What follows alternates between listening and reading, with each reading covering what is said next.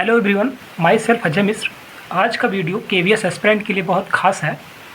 जैसा कि आप जानते हैं कि जो पीईएल से है, prospective on education and leadership से 60 मार्क्स का आने वाला है। जैसा कि आप सिलेबस में देख सकते हैं, ये हमारा सिलेबस है। ठीक है, तो आज के वीडियो में अंडरस्टैंडिंग, ठीक है, द लर्नर, ये जो 15 मार्क्स है, इसको मैं आज कवर करने वाला हूँ। 15 नंबर आपका पूरा का पूरा 40 से 45 मिनट के वीडियो में आपको देखने को मिल जाएगा। इस वीडियो को आप स्किप मत करिएगा, पूरा देखिएगा। मैंने अपना 60 नोट्स बनाया, तैयार किया है, और आपके एग्ज़ाम के पॉइंट ऑफ व्यू से काफ़ी ये इम्पॉर्टेंट होने वाला है। ठीक है, तो चलिए स्टार्ट करते हैं। आज का, जैसा कि आप देख रहे हैं, यूनिट फर्स्ट है ये। ठीक है, यूनिट फर्स्ट है। टॉपिक हमारा है अंडरस्टैंडिंग द लर्नर, अधिगमकर्ता की समझ। कहने का मतलब है इसमें बच्चों के बारे में पढ़ना है। ठीक है, जैसा कि आप जो ये है अधिगमकर्ता की समझ, जो हमें हमारे टॉपिक दिया गया है केवीएस में, ये मान कर चलिए आप कि टेट और सीटेट में हम लोग इसको लगभग पढ़ ही चुके हैं, वही टॉपिक है। ठीक है, तो उसी के बारे में आज मैं आपसे डिस्कस करने वाला हूँ। ठीक है, सबसे पहले हम लोग देखेंगे कॉन्सेप्ट ऑफ ग्रोथ। ठीक है, कॉन्सेप्ट ऑफ ग्रोथ को हम लोग सबसे पहले देखें। उसके बाद में maturation and development, principle and debates of development, developments task and challenge. कहने का मतलब है वृद्धि, परिपक्वता और विकास की अवधारणा को हम लोग पढ़ेंगे। उसके बाद में हम लोग विकास के सिद्धांत और वाद विवाद को भी पढ़ेंगे। विकासात्मक कार्य और चुनौतियों के बारे में भी हम लोग पढ़ने वाले हैं। तो जो कॉन्सेप्ट ऑफ ग्रोथ है आपका, इसके बारे में हम लोग चर्चा करेंगे। ठीक है, ग्रोथ, जैसा कि आप जानते हैं ग्रोथ क्या होता है, तो वृद्धि क्या होता है। वृद्धि का तात्पर्य है शरीर के अंगों या पूरे जीव के आकार में वृद्धि से है। ठीक है, वृद्धि को क्या कहता है, मापा जा सकता है या परिमाणित किया जा सकता है। ठीक है, वृद्धि को जैसे फॉर एग्जांपल के तौर पे, जैसे ऊंचाई, तो आपकी ऊंचाई को हम लोग मेजरमेंट कर सकते हैं ना, आपके वजन को तौला जा सकता है ना, है कि नहीं। तो ये क्या है, वृद्धि का एग्जाम्पल है। अब आती है बात, ये तो वृद्धि हो गया। ठीक है, अब बात आती है कि मान लीजिए कोई बच्चा है। ठीक है, तो उसका जो डेवलपमेंट होता है, जो विकास होता है, वो किन किन कारकों पर निर्भर करता है। तो जैसा कि आप जानते हैं, जब बच्चे का जो विकास होता है, वो सबसे पहले न्यूट्रिशन, उसका खान पान कैसा है, उसका पोषण कैसा है, इस पर डिपेंड करता है। दूसरी चीज़, बच्चे का हेल्थ कैसा है। ठीक है, बच्चे का स्वास्थ्य कैसा है, इस पर भी डिपेंड करता है। उसके बाद में बच्चा जो है वो नींद कैसी ले रही, कैसा मतलब उसका स्लीपिंग है, इस पर भी डिपेंड करता है। इन्वायरमेंट बहुत में ये इम्पॉर्टेंट है, बच्चे का इन्वायरमेंट पर भी बहुत ज़्यादा असर पड़ता है उसके विकास में। उसके बाद में एक्सरसाइज, ठीक है, व्यायाम से भी बच्चे के विकास में अंतर देखने को मिल जाता है। उसके बाद में सोशियो इकोनॉमिक स्टेटस, मतलब सामाजिक आर्थिक स्थिति, ये भी काफ़ी मायने में देखने को मिल जाता है। और बच्चे का इमोशन, भावना, ये भी एक महत्वपूर्ण फैक्टर होता है बच्चे के ग्रोथ में, बच्चे के डेवलपमेंट में। ठीक है, अब हम लोग पढ़ेंगे थोड़ा सा डेवलपमेंट के बारे में। डेवलपमेंट क्या होता है, विकास क्या होता है।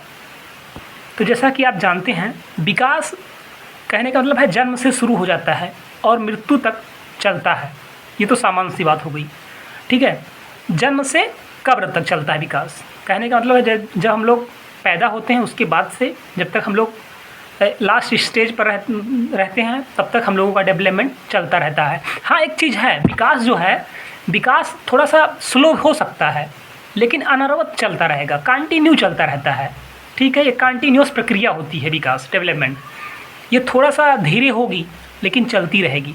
जैसा कि उसके बाद में विकास में क्या होती है, व्यक्तिगत भिन्नताएं भी होती हैं। ठीक है, और विकास क्या होता है, जीवन भर चलता रहता है। उसके बाद में मैंने अभी आपको बताया कि विकास मतलब स्लोली चलता है, बहुत धीरे धीरे चलता है, लेकिन चलता रहता है। जैसे मान लीजिए आपके घर में आपके भाई बहन हैं। ठीक है, एग्जाम्पल मैं आपको दे रहा हूँ, आपके भाई बहन हैं। तो अगर आप अपने भाई और बहन के साथ में आप रह रहे हैं, तो आप देखोगे कि मान लीजिए अपने भाई साहब के साथ आप रह रहे हैं। ठीक है, और 1 साल 2 साल 4 साल तक आप उनके साथ में हैं, तो आपको ये लगेगा कि ये इनकी एज, मतलब इनका जो कहने का मतलब है, इनका वेट है या इनकी जो साइज़ है वो उसी पर टिकी हुई है। लेकिन अभी 2 साल 3 साल बाद में आप उनसे मिलो तो देखोगे, अरे यार ये तो बहुत बड़े हो गए हैं। ठीक है, उनसे कोई मिलता है तो कहता है अरे यार ये तो बहुत बड़े हो गई। कहने का मतलब है उनका पर डे कुछ ना कुछ उनका थोड़ा थोड़ा बढ़ रहे थे वो, लेकिन हम लोगों को दिख नहीं रहा था वो चीज़ें। तो इसीलिए कहता है कि जो विकास होता है वो बहुत धीरे धीरे चलता है, लेकिन हम चलता रहता है, अनवरत चलता रहता है। जब तक कि हमारा डेथ नहीं हो जाता तब तक हम लोगों का डेवलपमेंट विकास चलता रहता है। ये चीज़ हो गई, ठीक है। उसके बाद में मैं आपको बताऊँगा कि विकास के भीतर परिवर्तन की जो जांच होती है वो कितने तरह से किया जाता है। 2 तरह से किया जाता है। ये बहुत ज़्यादा इंपॉर्टेंट है, काफ़ी बार क्वेश्चन आ चुका है। पहला होता है आपका मात्रात्मक परिवर्तन और दूसरा आपका होता है गुणात्मक परिवर्तन, ठीक है। मात्रात्मक परिवर्तन में क्या आपको देखने को मिल जाता है, तो ऊंचाई देखने को मिल जाएगी, आपको वजन देखने को मिल जाएगा और शरीर का जो तापमान होता है ये चीज़ आपको देखने को मिल जाती है, ठीक है। गुणात्मक परिवर्तन में क्या आपको देखने को मिलता है, फॉर एग्जाम्पल के तौर पर तो जैसे बच्चा होता है रेंगने से क्या करने लगता है, चलने की अवस्था तक आ जाता है, ठीक है। तो एक ऐसा परिवर्तन है, ये गुणात्मक परिवर्तन है, ठीक है। अब आप देखते हो कि बच्चा होता है कहता है पा पा, फिर धीरे धीरे पापा बोलने लगता है, कहता है माँ मामा बोलने लगता है, कहता है मौसी बोलने लगता है। तो ये जो परिवर्तन होता है ये किस बेस पर होता है, तो ये गुणात्मक परिवर्तन के एग्जाम्पल हैं, ठीक है। ये एग्जाम्पल मैं आपको इसलिए बता रहा हूँ, ये एग्जाम्पल आपके क्वेश्चन में आपको देखने को मिल जाएगा। जब आप एग्ज़ाम दोगे ना तो वहाँ पे क्वेश्चन दिया हुआ है, आप प्रीवियस पेपर उठाइएगा कि कई बार ये सारे एग्जाम्पल आपको पूछे गए हुए हैं कि गुणात्मक परिवर्तन क्या होता है, मात्रात्मक परिवर्तन क्या होता है। इसीलिए मैं आपको एग्जाम्पल दे रहा हूँ। अब हम लोग देखेंगे परिपक्वता, मैच्योरिटी, ठीक है। ये भी हमारे KBS में जो 15 नंबर का है उसमें आपका दिया हुआ है, मेंशन है, ठीक है। तो इसके बारे में भी हम लोग देखेंगे। परिपक्वता क्या होता है, तो परिपक्वता जो होता है वृद्धि और विकास के अंत का क्या होता है, एक प्रतीक होता है। विकास के कुछ पहलुओं में संरचना और कार्यों की परिपक्वता कम उम्र में आती है, जबकि दूसरे में यह बाद में आती है, ठीक है। कहने का मतलब है, इसका जो कंक्लूजन निकल रहा है ये यही निकल रहा है कि जो परिपक्वता होती है ना, कहने का मतलब है परिपक्वता सब में मतलब एक साथ नहीं आती है, किसी में थोड़ा सा पहले आती है तो किसी में थोड़ा सा बाद में आती है। इसका कंक्लूजन यही निकल रहा है बस, ठीक है। अब हम लोग देखेंगे नेचर ऑफ मैच्योरिटी, परिपक्वता की जो प्रकृति होती है वो कैसी होती है, इसके बारे में हम लोग चर्चा करेंगे। इस थ्योरी को थोड़ा हम लोग एक बार फिर से पढ़ेंगे, मतलब पढ़ेंगे अच्छे से कि जो विकास के सबसे स्पष्ट रास्तों में से एक सिगमंड फ्रायड, ठीक है, ध्यान दीजिएगा, सिगमंड फ्रायड, और दूसरा है अलेक्जेंडर, ठीक है, अलेक्जेंडर द्वारा लंबे समय तक जोर दिया गया है, ठीक है। यह क्या है, परजीवी से है, यह परजीवी से है, ठीक है। आगे है भ्रूण की सापेक्षिक स्वतंत्रता के लिए माता पिता की, पति पत्नी और बच्चे के लिए माता पिता की क्षमता के साथ है, ठीक है। आगे हम लोग देखेंगे प्रिंसिपल ऑफ डेवलपमेंट, विकास के कुछ सिद्धांत, जो कि बहुत महत्वपूर्ण है। ये हम लोगों के एग्जाम में काफ़ी बार पूछा गया है, ठीक है। अब हम आगे देखेंगे जो विकास होता है निरंतरता के सिद्धांत का पालन करता है। कहने का मतलब है निरंतरता के सिद्धांत का पालन करता है, कंटिन्यूस चलता रहता है। जैसा कि मैंने अभी आपको बताया कि इसकी जो स्पीड होगी कोई ज़रूरी नहीं कम होगी, कम और ज़्यादा भी हो सकती है, ज़्यादा भी हो सकती है और कम भी हो सकती है, ठीक है। आगे क्या कह रहा है कि जो गर्भाधान से शुरू होता है और मृत्यु तक समाप्त होता है, मैं आपको पहले बता चुका हूँ ये चीज़। उसके बाद में यह जीवन में कभी ना खत्म होने वाली प्रक्रिया, जैसा कि भी आपको मैं ये चीज़ बताया हूँ। उसके बाद में क्या है, ग्रेजुअल प्रोसेस है, ठीक है। ग्रेजुअल प्रोसेस मतलब बहुत स्लोली प्रोसेस है, बहुत स्लो चलता रहता है, वही चीज़ यहाँ पे फिर से मेंशन किया गया है, ठीक है। आगे चलते हैं हम लोग प्रिंसिपल ऑफ इंडिविजुअल डिफरेंस, व्यक्तिगत भिन्नता का सिद्धांत, ठीक है।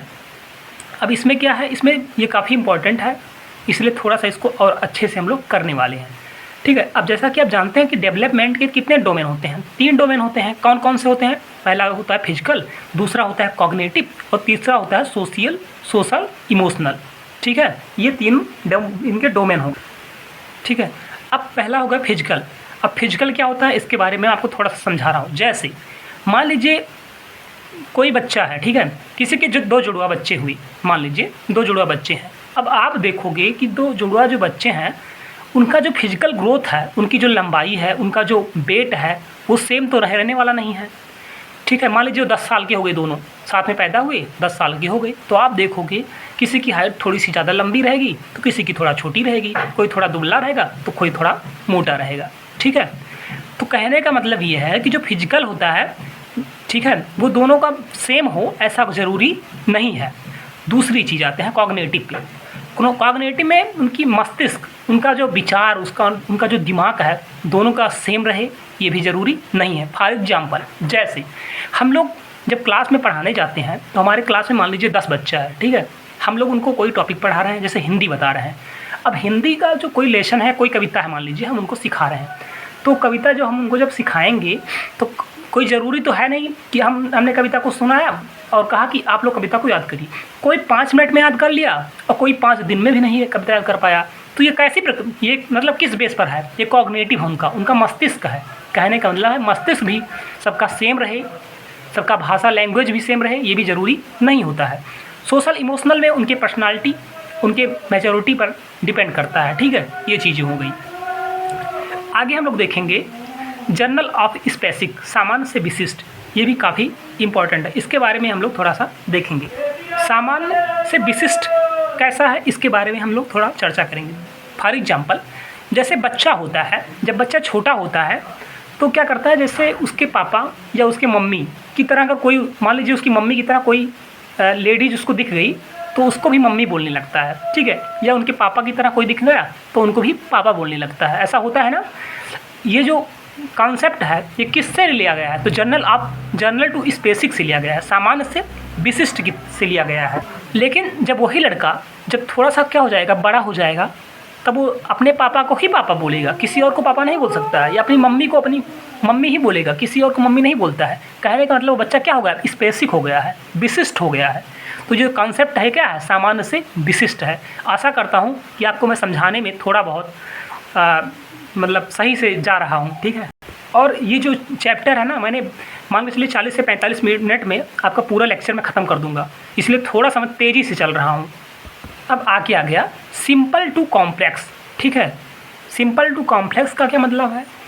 तो ये किस सीक्वेंस में चलेगा, ऑर्डर में चलेगा और सीक्वेंस में चलेगा, ठीक है।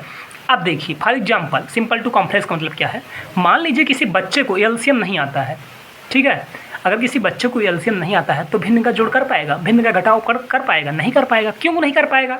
क्योंकि भैया भिन्न का जोड़ और भिन्न का घटाना किस पर डिपेंड है? ये लघुत्तम पे डिपेंड है, एलसीएम पर डिपेंड है। अगर एलसीएम ही नहीं आएगा तो बच्चा ये चीज़ नहीं कर पाएगा। जैसे अभी हम किसी बच्चे को हम दे दिए उनको भिन्न को जोड़, हम कहें भैया आप भिन्न का जोड़ करिए। अब हम देख रहे हैं वो लघुत्तम ही नहीं निकाल पा रहा है, तो हम क्या कहेंगे कि तुमको तो भिन्न लघुत्तम ही नहीं आ रहा है। इसका मतलब ये है कि भिन्न का जोड़ वो कैसे कर पाएगा, ठीक है। तो सिंपल टू कॉम्प्लेक्स हम चलते हैं, ना कि कॉम्प्लेक्स टू सिंपल चलते हैं। इसका मतलब यही है, ठीक है। आगे, ठीक है। तो ऑर्डर का मतलब होता है कि पहले आसान चीज़ें रहेंगी, उसके बाद में क्या रहेंगी, मतलब हार्ड चीज़ें रहेंगी, ठीक है। सीक्वेंस रहेंगी ये चीज़ें, ऑर्डर और सीक्वेंस, ये चीज़ें हो गई। अब हम जो अगला हमारा टॉपिक है वो है physical, cognitive, emotional and social domain in child are the developed in a integrated and holistic fashion. एक बच्चे में शारीरिक, संज्ञात्मक, भावनात्मक और सामाजिक क्षेत्र एक एकीकृत और समग्र में विकास है, ठीक है। इसके बारे में हम लोग पढ़ने वाले हैं। तो सबसे पहले हम लोग फिजिकल डेवलपमेंट के बारे में थोड़ा सा देखेंगे, शारीरिक विकास के बारे में। जैसा कि जानते हैं आप, यह जीवन भर मनुष्य में होने वाली शारीरिक परिवर्तनों को संदर्भित करता है। कॉग्निटिव में क्या होता है, तो कॉग्निटिव में मस्तिष्क से है, संज्ञानात्मक से है। तो बच्चा क्या करता है, तर्क करता है, सोचता है, समझता है, किसी समस्या को सॉर्ट आउट करने लगता है। ये सारी चीज़ किस में होती है, तो संज्ञानात्मक विकास में ये सारी चीज़ें होती हैं, ठीक है। अब सोशल डेवलपमेंट में क्या होता है, सोशल डेवलपमेंट में, तो सोशल डेवलपमेंट क्या होता है, जीवन भर सामाजिक कौशल और मूल्यों के विकास को क्या करता है, संदर्भित करता है। यह आपका हो गया सामाजिक विकास। उसके बाद में संवेगात्मक विकास में क्या होता है, तो संवेगात्मक विकास में होता है यह अपनी तथा दूसरों की भावनाओं को क्या करता है, नियंत्रित कर लेता है और प्रतिबंधित करने की क्षमता को संदर्भित करता है। ये किस में होता है, तो आपका संवेगात्मक विकास में होता है, इमोशनल डेवलपमेंट में होता है। ये चीज़ें समझ में आपको आ गई होंगी। अब हम लोग आगे देखेंगे मेजर स्टेज ऑफ डेवलपमेंट, विकास के प्रमुख चरण।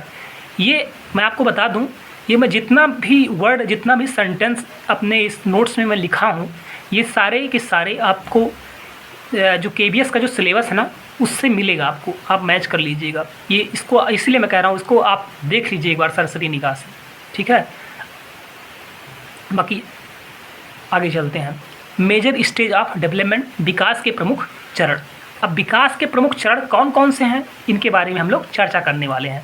सबसे पहले हम लोग चर्चा करेंगे प्रसव पूर्व के बारे में, ठीक है। मतलब प्रसव पूर्व का मतलब है जब बच्चा माँ की पेट में रहता है, ठीक है।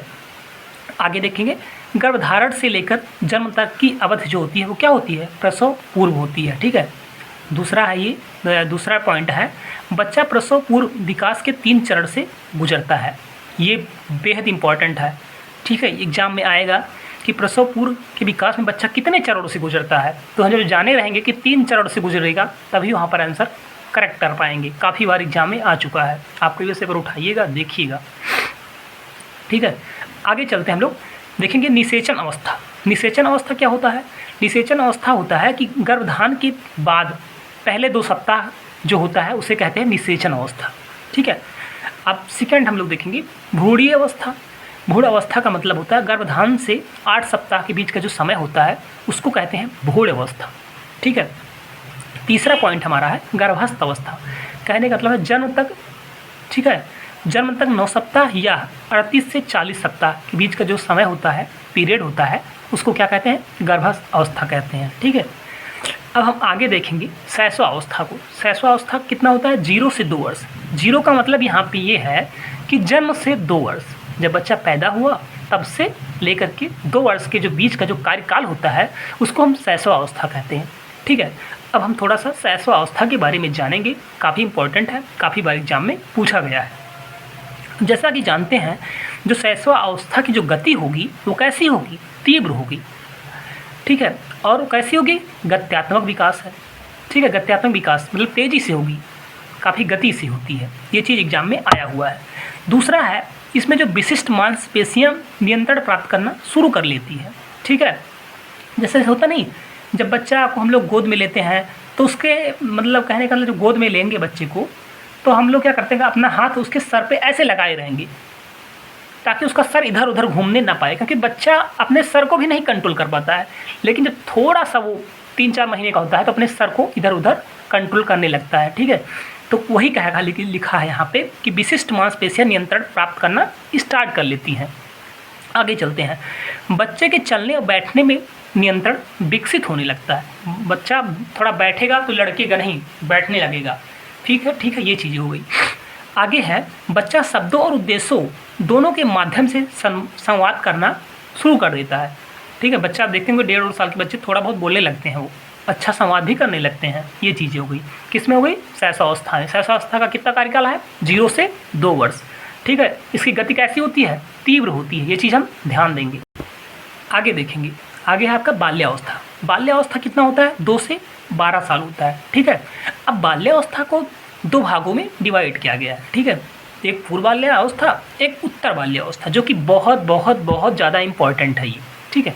बाल्यावस्था कितने साल होता है, तो 2 से 12 साल होता है। बाल्यावस्था को कितने भागों में बांटा गया है, 2 भागों में बांटा गया है, ठीक है। पहला आपका है पूर्व बाल्यावस्था। पूर्व बाल्यावस्था कब से कब होता है, 2 से 6 वर्ष, इसको याद कर लीजिए, काफ़ी बार एग्जाम में आया हुआ है, ठीक है। पूर्व बाल्यावस्था 2 से 6 वर्ष होता है।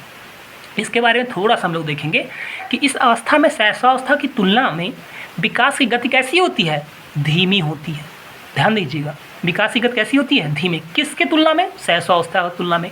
आगे देखते हैं, जो मस्तिष्क का जो संपूर्ण भार होता है 90, मस्तिष्क का संपूर्ण भार का 90% प्राप्त करते हुए तेज़ी से बढ़ता रहता है, ये भी हम ध्यान देंगे, ठीक है।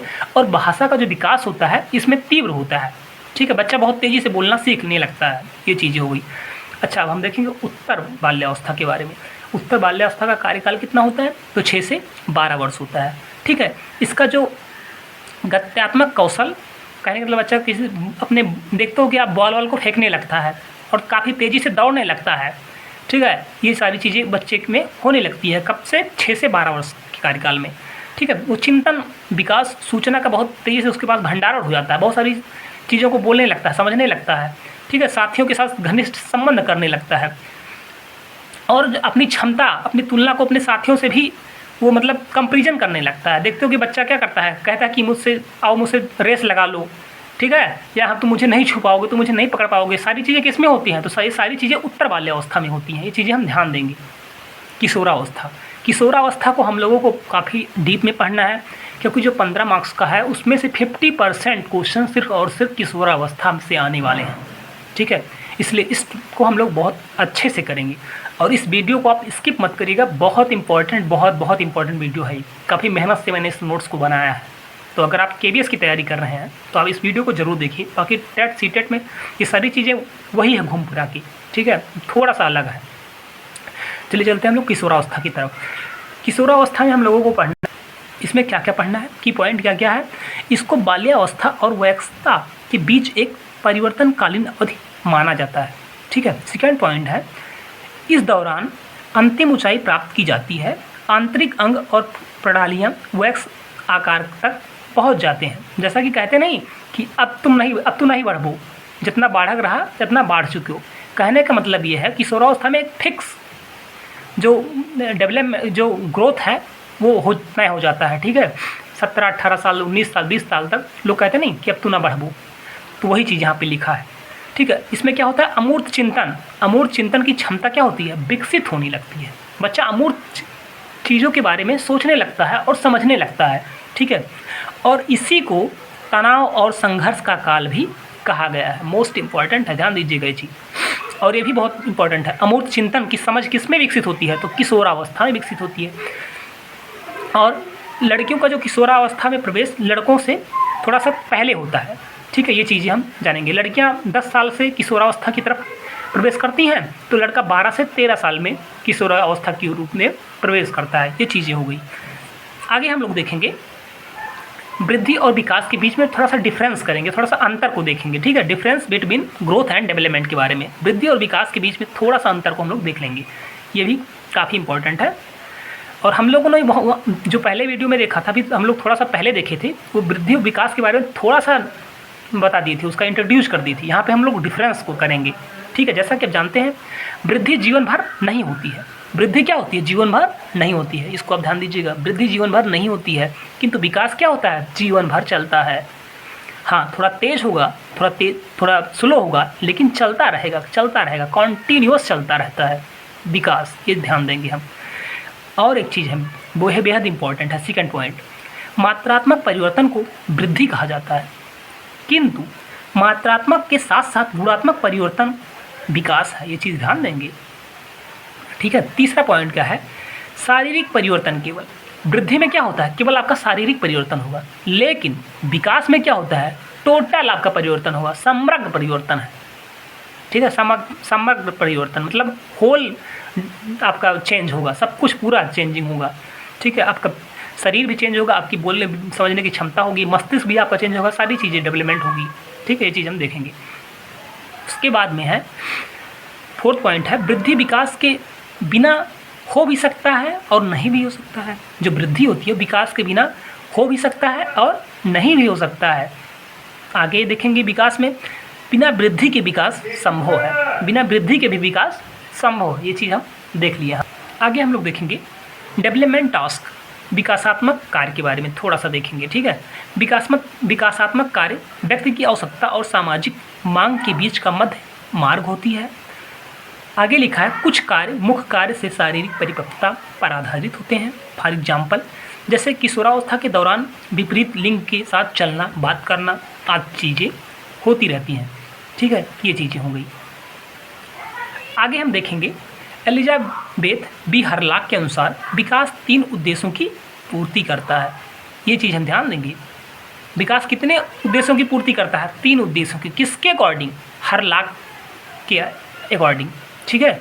ये चीज़ हम ध्यान देंगे, ठीक है। अब देखेंगे विभिन्न चरणों में विकासवंत कार्य कौन कौन होते हैं। 3 जो अभी आपको मैं बताया हूँ उसी से रिलेटेड है, ठीक है। तो जन्म से 6 वर्ष, ठीक है, जन्म से 6 वर्ष। तो इसमें क्या करता है, बच्चा चलना सीखता है, ठोस आहार लेना भी सीख जाता है, वो बात करना भी सीख जाता है, और गलत और सही में फर्क करना सीख जाता है, ठीक है। जो भी हरलाक महोदय का था पहला स्टेज क्या है, जन्म से 6 वर्ष। ये भी आया हुआ क्वेश्चन है, आपके सिलेबस में है, इसलिए इसको करा रहा, ठीक है। सेकंड है आपका 6 से 12 वर्ष। तो इसमें बच्चा क्या करता है, शारीरिक कौशल सीखना और खेलना, विवेक, नैतिकता और मूल्यों का विकास इसमें हो जाता है। सामाजिक मूल्यों और संस्थाओं के प्रति अपना दृष्टिकोण विकसित करने लगता है, ठीक है। थर्ड को हम लोग देख लेंगे थोड़ा तेज़ी इसलिए करा रहे हैं ताकि वीडियो बहुत ज़्यादा बड़ा ना होने पाए, क्योंकि मेरा टारगेट है कि एक ही वीडियो में पूरा 15 मार्क्स का पूरे सिलेबस को करा देना, ठीक है। इसलिए काफ़ी तेज़ी से बोल रहा हूँ। थर्ड है आपका 12 से 20 वर्ष, ठीक है। इसमें क्या है, एक पुरुष या स्त्री भूमिका स्वीकार करने का लगता है, कहने का लड़की अगर होती है तो खुद को मतलब लड़की मान लेती है, लड़का होगा मानता है कि मैं लड़का ही हूँ, ठीक है। बौद्धिक कौशल का विकास भी होने लगता है और बच्चा क्या करता है, व्यावसायिक तैयारी जैसे अपने फ्यूचर के बारे में सोचने लगता है कि मुझे किस फील्ड में जाना है, क्या करना है, ये सारी चीज़ें होने लगती है, ठीक है। ये अब आगे आपका है डोमेन्स ऑफ डेवलपमेंट, ठीक है। Physical, cognitive, socio emotional, moral, etc, ठीक है। विकास के क्षेत्र शारीरिक, संज्ञानात्मक, भावनात्मक, नैतिक आदि के बारे में हम लोग चर्चा करने वाले हैं, ठीक है। देखेंगे एरिया ऑफ फिजिकल डेवलपमेंट, शारीरिक विकास के क्षेत्र कौन कौन से हैं। जैसा कि पहला है फिजिकल हेल्थ, शारीरिक स्वास्थ्य, इसके बारे में थोड़ा सा हम लोग चर्चा करेंगे। हमारे शरीर में ज़्यादातर लक्षण वंशानुक्रम से प्राप्त होते हैं, ठीक है। जैसे लंबाई, वजन, रंग, शारीरिक संरचना, शरीर की संरचना आदि चीज़ें। जैसे होता नहीं कि लोग कहते हैं कि अगर किसी की माँ की आँखें थोड़ा सा भूली टाइप की हैं तो उनका जो बेटा होगा, बेटी होगी, वो भी उसी टाइप की होगी। कहते नहीं कि अगर किसी के मम्मी पापा छोटे छोटे हैं तो उनका बच्चा क्या होगा, छोटा होगा। ये सारी चीज़ें किस पर डिपेंड करती हैं, वंशानुक्रम पर डिपेंड करती हैं, ठीक है। कहते नहीं कि तुम्हारे यहाँ तो सब लंबे हैं, तुम्हें कैसे छोटी हो गई। अपवाद की बात नहीं कर रहा हूँ, कहीं कहीं अपवाद भी पाया जाता है एक आध, लेकिन होता ना ये सारी चीज़ें होती हैं। अगर माँ बाप लंबे हैं तो उनका बेटा भी लंबा ही होगा, ये मान के लिए 90% फिक्स होता है। अगर मम्मी पापा छोटे छोटे हैं तो उनका बच्चा भी छोटा होगा, ये 90% फिक्स रहता है। यही अंशानुक्रम है, ठीक है। इसी को हम लोग देख चुके हैं। आगे हम लोग देखेंगे अंतःस्रावी ग्रंथियों के बारे में। अंतःस्रावी ग्रंथियों के बारे में थोड़ा सा देखेंगे। किसी व्यक्ति ग्रंथि की प्रणाली, व्यक्तित्व और व्यवहार को काफ़ी हद तक प्रभावित करती है, ठीक है। ये कितने प्रकार टाइप्स की होती है, तो अंतःस्रावी और बाह्यस्रावी, ठीक है। ये चीज़ हो गई। उसके बाद में हम लोग नर्वस सिस्टम के बारे में देखेंगे। नर्वस सिस्टम, तंत्रिका तंत्र के बारे में, ठीक है। एक व्यक्ति जिसके पास एक अधिक जटिल और विकसित तंत्रिका तंत्र है, उनमें उन्नत बौद्धिक क्षमता होती है, ठीक है। ये चीज़ हो गई। उसके बाद में अब हम लोग अगला टॉपिक देखेंगे, अंडरस्टैंडिंग एडोलसेंस नीड्स चैलेंज, ठीक है, and implication for designing institutional support, ठीक है। किशोरावस्था को समझना, संस्थागत समर्थन की रूपरेखा तैयार करने के लिए आवश्यकताएं, चुनौतियां और निहितार्थ के बारे में हम लोग देखने वाले हैं, ठीक है। जैसा कि मैंने अभी आपसे कहा था कि किशोरावस्था हमारे टॉपिक में 50% का रहा, तो उसी से रिलेटेड फिर ये टॉपिक आपको मिल गया, ठीक है। अब हम लोग देखेंगे किशोरावस्था कहाँ से लिया गया है। तो किशोरावस्था आपका एक लैटिन भाषा, एक लैटिन शब्द है। ये किस से लिया गया है, तो एडोले सेरे से लिया गया है। एडोले सेरे से लिया गया, जिसका अर्थ होता है बढ़ना या परिपक्वता या परिपक्व होना, ये इसका अर्थ है, ठीक है। यह बचपन और वयस्कता के बीच संक्रमण की अवधि होती है, जिसमें शरीर और दिमाग के कई बदलाव शामिल होते हैं, ठीक है। ये चीज़ें हो गई। और WHO ने किशोरावस्था को 10 से 12 वर्ष की आयु के बीच जीवन के एक चरण के रूप में माना है। WHO जो है वो किशोरावस्था को 10 से 19 साल के बीच को माना है, वही चीज़ यहाँ पे मेंशन किया हूँ। आगे देखेंगे हम लोग, जो जी स्टैनली हॉल महोदय हैं 1904 में अपने लिखित कार्य किशोरावस्था में तूफान और तनाव शब्द गढ़ा था, ठीक है। तूफान और तनाव शब्द कौन बोला या किसने कहा, तो स्टैनली हॉल ने कहा। कब कहा, 1904 में कहा। ये चीज़ हम ध्यान देंगे, ठीक है। और हाल द्वारा वर्णित तूफान और तनाव को 3 श्रेणियों में बांटा गया है। कौन कौन सी श्रेणी है हम लोग देखेंगे। पहली श्रेणी है माता पिता के साथ संघर्ष, दूसरा है मनोदशा में व्यवधान, और तीसरा है जोखिम भरा व्यवहार। अब ये पहला माता पिता के साथ संघर्ष क्या है, बच्चा जो होता है ना वो स्वतंत्रता चाहता है, वो चाहता है कि उसके पेरेंट्स उसके कामों में दखलंदाजी ना दें। अगर वो कहीं जा रहा है, कहीं आ रहा है या कुछ कर रहा है तो उसे रोक टोक बिल्कुल पसंद नहीं होता है, वो स्वतंत्रता चाहता है। तो वही लिखा है माता पिता के साथ क्या है, संघर्ष, ठीक है। दूसरा क्या होता है, मनोदशा में व्यवधान। जैसा कि जानते हैं बच्चों में क्या होता है, जब वो अपने किशोरावस्था में आते हैं तो उनमें हार्मोनल चेंजिंग देखने को मिलता है, ठीक है। तो वही कह रहा है कि उनकी मनोदशा में व्यवधान। और तीसरा है आपका जोखिम भरा व्यवहार। कहने का मतलब उनमें क्या होता है, उत्तेजना होती है, बड़े भावनात्मक टाइप के हो जाते हैं। ये सारी चीज़ें देखने को हमें मिल जाती हैं। आगे हम लोग देखेंगे किशोरात्मक अवस्थाएं और चिंताएं, ये भी हमारे टॉपिक में दिया है, आप इसको देख लीजिए सरसरी निगाह से। ठीक है, किशोरावस्था में तीव्र शारीरिक परिवर्तनों की प्रक्रिया यौनाभारंभ कहते हैं। लड़कियों में 10 साल से हो जाता है और लड़कों में 13 से शुरू होता है, जैसा कि मैंने आपको पहले भी बता चुका हूँ ये चीज़ें। ऐसी एक चिंता शारीरिक छवि का विकास और किशोरों के आत्मसम्मान पर इसका प्रभाव पड़ता है।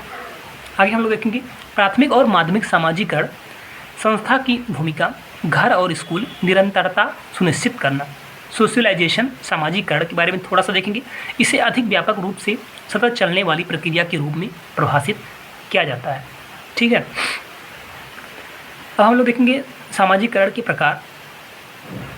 तो यह सतत चलने वाली प्रक्रिया है, यह जीवन पर्यंत चलती रहती है। यह व्यक्ति की भूमिकाएं उनके सामाजिक स्वभाव की अभिव्यक्ति होती है। ठीक है, और आगे देखेंगे हम लोग समाज में जो कुछ भी संप्रेषण करते हैं उसकी प्रकृति समाज के साथ उसकी अंतःक्रिया के प्रभाव में निर्धारित होती है।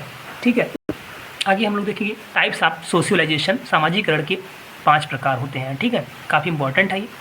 मैं वीडियो को काफ़ी तेज़ी से इसलिए पढ़ रहा हूँ, मेरा उद्देश्य है कि 35 से 40 मिनट में पूरा वीडियो ख़त्म हो जाए और आपको 15 नंबर्स देखने को ही मिल जाए। ये जो मैं एक एक वर्ड लिखा हूँ, ये सारे वर्ड आपको आप मिला लीजिएगा, सिलेबस से एक भी वर्ड बाहर नहीं है। बिल्कुल मैंने की पॉइंट्स ही अपने इस नोट्स में मतलब तैयार किया है। बिल्कुल जो की पॉइंट है, जो एग्ज़ाम के पर्पज़ दृष्टिकोण से काफ़ी इंपॉर्टेंट है, वही सारी चीज़ें मैंने यहाँ पे मेंशन किया है। ठीक है, और ऐसे ऐसे मैं आपको 5 वीडियो दूंगा और पाँचों जो टॉपिक है वो 60 मार्क्स यहाँ से कवर हो जाएंगे। ठीक है, तो चलिए चलते हैं आगे, देखते हैं। हम बता रहे थे आपको सामाजिकरण के 5 प्रकार। ये क्वेश्चन आएगा कि सामाजिकरण के कितने प्रकार होते हैं, तो आप जानते हैं 5 प्रकार होते हैं। प्रथम क्या होता है, प्राथमिक सामाजिकरण। इसके बारे में हम लोग थोड़ा सा चर्चा करेंगे। यह शैशवावस्था और बाल्यावस्था के दौरान होता है। यह उस प्रक्रिया को संदर्भित करता है जहाँ बच्चे को बचपन के वर्षों में परिवार के माध्यम से सामाजिकृत किया जाता है। समझ में आया, जहाँ बच्चे को बचपन के वर्षों में परिवार के माध्यम से सामाजिकृत किया जाता है, ये चीज़ हो गई। आगे है प्राथमिक सामाजिकरण की प्रक्रिया में प्रमुख माध्यम क्या होता है, परिवार होता है। सीटेट हज़ारों बार क्वेश्चन को पूछ चुका है और देखिएगा KVS भी इस क्वेश्चन को रिपीट करेगा। प्राथमिक सामाजिकरण की प्रक्रिया में प्रमुख माध्यम कौन है, परिवार है, ये हमेशा याद रखिएगा। ठीक है, आगे हम लोग देखेंगे सेकेंडरी सोशलाइजेशन, द्वितीय सामाजिकरण। द्वितीय सामाजिकरण के बारे में थोड़ा सा हम लोग चर्चा करेंगे कि यह तब होता है जब बच्चा बाल्यावस्था के चरण से गुजरता है और परिपक्वता में जाता है। ठीक है, जैसे क्या होता है, पास पड़ोस के लोग, विद्यालय, सहकर्मी के माध्यम से बातचीत करना शुरू कर देता है। जैसे देखते नहीं, सेकेंडरी सोसाइटीज़ में क्या होता है, बच्चा पास पड़ोस के दोस्त यार बनाना शुरू कर देता है, अपने क्लास में सबसे इंटरेक्ट होने लगता है। सारी चीज़ें किस में होती है, तो सेकेंडरी में होती हैं। ठीक है, अब हम लोग देखेंगे थर्ड को हम लोग देखेंगे। ठीक है, डेवलपमेंट सोशलाइजेशन, विकासात्मक सामाजिकरण। यह सामाजिक संस्था में व्यवहार सीखने या सामाजिक कौशल विकसित करने की क्या होती है, एक प्रक्रिया होती है। इस थ्योरी को फिर से पढ़ दे रहे हैं। यह एक सामाजिक संस्था में व्यवहार सीखने या सामाजिक कौशल विकसित करने की क्या होती है, एक प्रक्रिया होती है। अगला है हमारा एंटीसिपेटरी सोशलाइजेशन, प्रत्याशात्मक सामाजिकरण। ठीक है, इसके बारे में थोड़ा सा पढ़ेंगे हम लोग।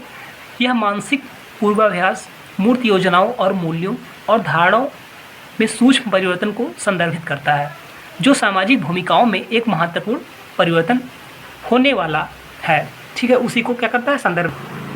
तो एंटीसिपेटरी सोशलाइजेशन के बारे में थोड़ा सा मैं आपको एग्जांपल के तौर पे समझा देता हूँ। जैसे मान लीजिए कि हम लोग दिन में सोते हैं। ठीक है, हम लोग क्या करते हैं, दिन में सोते हैं। अब हम लोगों का मान लीजिए जो सोने का टाइमिंग है वो 12 से 2 बजे तक है। हम लोग 12 से 2 बजे तक दिन में सोते हैं। अब हम देखेंगे कि हमारा कोई एग्ज़ाम, KVS का एग्ज़ाम मान लीजिए 12 बजे से है, तो हम क्या करेंगे, क्या हम डेली 2 बजे से सोएंगे? नहीं, हम 10 दिन पहले से क्या करेंगे यार, रूटीन चेंज करेंगे अपना, कि अगर हम 10 दिन में सोने वाली आदत डालेंगे तो कहीं एग्जाम हॉल में जाकर के हमको नींद ना आने लगे। तो हम लोग क्या करते हैं, 10 दिन पहले से ही अपने रूटीन को चेंज कर देते हैं। तो अपने रूटीन को जो हम लोग चेंज कर देते हैं ना, यही होता है एंटीसिपेटरी सोशलाइजेशन। ठीक है, इसी को कहते हैं एंटीसिपेटरी सोशलाइजेशन। ठीक है, कहने का मतलब है अपनी जो चीज़ें होती हैं उनको अगर कंटिन्यूस चलती रहती हैं, लेकिन अगर कोई सुधार करना होता है उससे 10-12 दिन 15 दिन पहले जो सुधार किया जाता है उसी को कहते हैं प्रत्याशात्मक सामाजिकरण। उम्मीद करता हूँ आपको समझाने में अब आपको समझ में आ रहा होगा। ठीक। ठीक है। अगला है आपका रीसोशियलाइजेशन, पुनः सामाजिकरण। पुनः सामाजिकरण का हम लोग पढ़ेंगे डिफिनेशन थोड़ा सा, कि व्यवहार में परिवर्तन ही पुनः सामाजिकरण कहलाता है। ठीक है, पूर्व व्यवहार को त्याग कर नए व्यवहार आ जाना ही पुनः सामाजिकरण कहलाता है।